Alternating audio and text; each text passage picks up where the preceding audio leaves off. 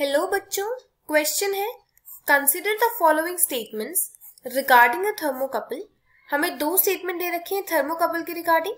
First is the neutral temperature does not depend on the temperature of the cold junction. The inversion temperature does not depend on the temperature of the cold junction. अब हमें बताना है कि इनमें से कौन सी statement correct है और कौन सी रॉन्ग है, या फिर दोनों ही करेक्ट है या दोनों ही रॉन्ग है।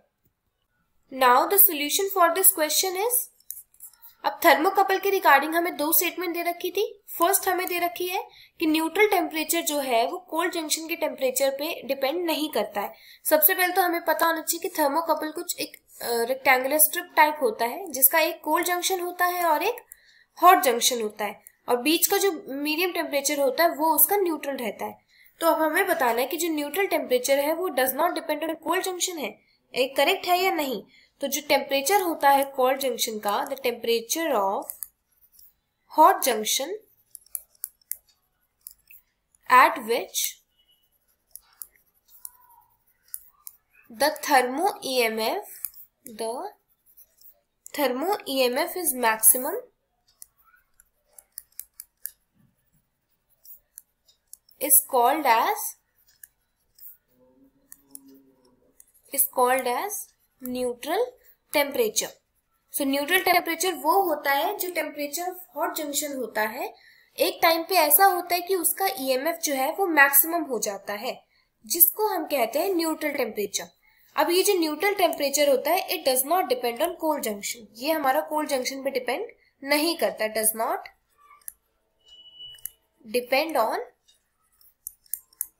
Cold junction. ये हमारा कोल्ड जंक्शन पे डिपेंड नहीं करता।